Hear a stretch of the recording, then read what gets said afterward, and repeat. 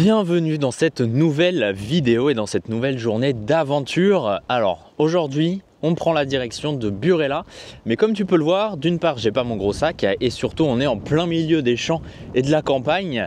Pourquoi? Parce qu'on est ici sur les hauteurs et dans la campagne, dans la périphérie de la ville de Foz, qui est pas très grande, à peu près 10 000 personnes je crois qui y habitent. Et nous on va se diriger vers Burela qui est juste à côté, à une vingtaine de kilomètres. On est dans un cadre absolument incroyable, la nature comme on aime, hein.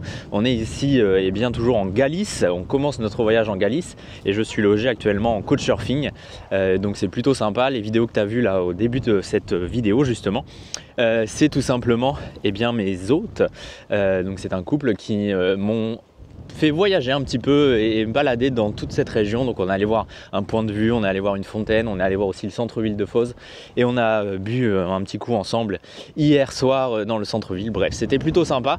Mais donc aujourd'hui je suis seul, je vais prendre le train direction Burela. Logiquement les trains ont toujours un peu de retard, donc c'est pas grave. Et puis ensuite on se retrouve vers le centre-ville.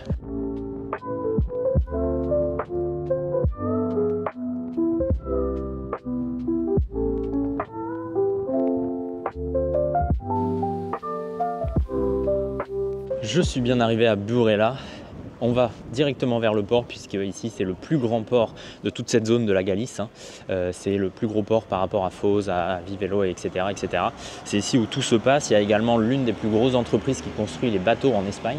Donc on va directement aller se balader un petit peu au port et puis ensuite on ira vers le centre-ville. Mais il faut que je vous raconte une histoire incroyable. Comment je suis arrivé ici à Burela? Normalement je devais prendre un train, j'avais déjà pris mon billet, etc. Sauf que le train ne passera jamais puisqu'il est tout simplement retardé à demain matin. Donc c'est vraiment génial, j'aurais pu attendre très longtemps. Mais du coup, ce que j'ai fait, c'est que je suis allé faire du stop. Alors il paraît que c'est très difficile de faire du stop ici en Espagne. Malheureusement, je ne peux pas confirmer cette anecdote puisque j'ai été pris littéralement en 5 minutes par un mec qui venait du Paraguay, super sympa, et qui m'a parlé, qui m'a emmené à Burela puisqu'il y allait aussi. Et voilà, donc c'est comme ça, c'était une super rencontre et au final j'ai attendu 5 minutes, j'ai fait du stop et je suis à Burela actuellement. Donc on est parti, on va visiter cette ville de Burela et normalement j'ai un train pour revenir ensuite sur Foz ce soir. J'espère qu'il sera là, normalement oui, mais on verra.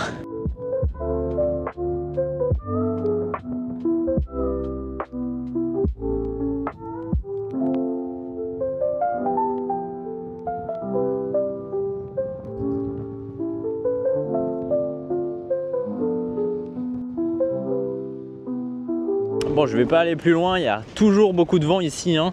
C'est un peu la tempête là depuis 2-3 jours, ça souffle vraiment beaucoup, des fois on a même du mal à marcher.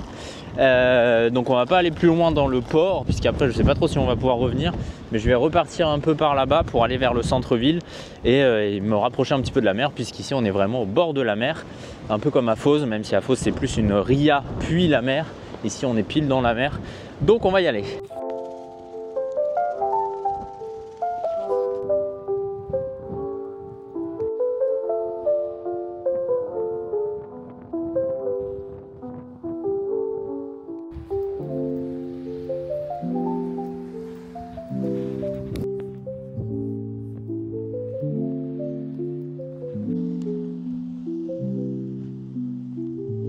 Bon, nous sommes arrivés au bord de cette mer. Là, on est sur la plus grande plage du centre-ville de Burela.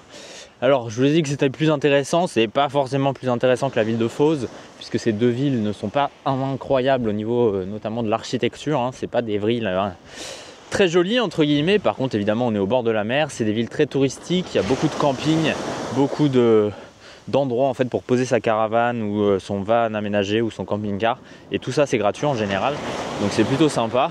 Et évidemment on a la mer qui est juste ici et on a les montagnes également et la nature, hein, qui est pas très loin puisque ça reste très sauvage, que ce soit en Cantabrie, en Asturie ou ici en Galice. C'est vraiment très sauvage, très nature, et ça c'est pas mal. Nous on longe cette petite plage et ensuite on va revenir vers le centre-ville et puis on ira faire un petit tour je pense sur la côte. J'ai mis la capuche, non pas parce qu'il pleut mais parce qu'il y a du vent, petite précision. Allez, on continue la visite.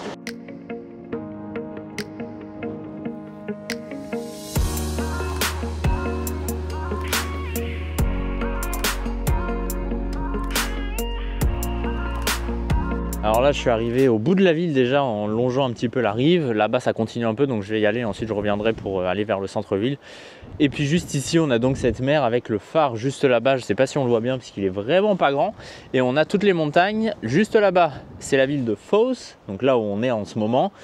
Par là-bas, il y a la ville de Ribadeo, donc là où on était il y a quelques jours. Et puis, eh bien dans l'autre sens, mais on ne le voit pas, il y aura la ville de Vivelo, là où on va se diriger dans quelques jours, juste pour la journée. Et ensuite, on ira, nous, du côté de Ferrol, qui est sur l'autre côte, juste à côté de Cologne, etc., etc. On ira se balader un peu de ce côté-là. Mais voilà, on continue cette balade, toujours le long de la mer, de cette côte, pendant encore quelques centaines de mètres. Et puis ensuite, on revient vers le centre-ville.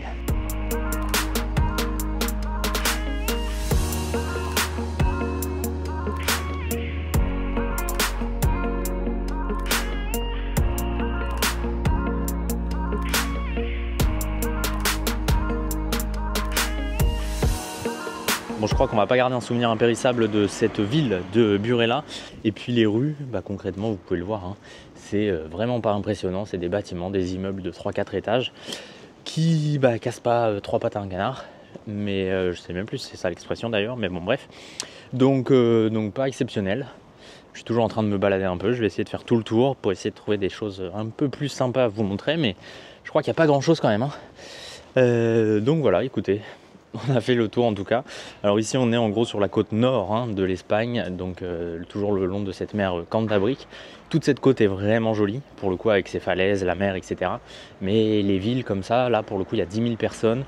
À Foz il y a 10 000 personnes également, c'est des petites villes. Ici d'ailleurs ils appellent même pas ça des villes, ils appellent ça des pueblos. C'est en gros l'équivalence de village pour nous.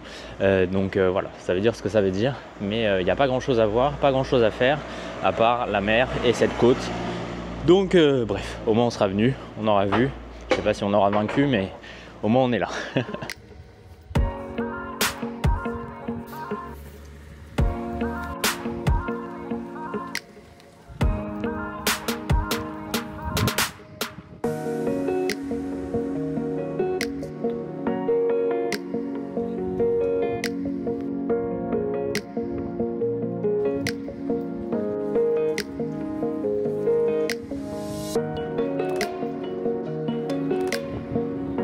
Comme tu peux le voir, on est revenu au niveau du port, juste ici, hop.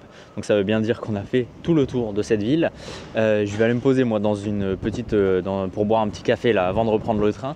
Mais je voulais juste vous faire une petite précision sur ces petites maisonnettes, cabanes même que l'on voit depuis quelques temps maintenant ici en Galice et un peu à la fin aussi des Asturies.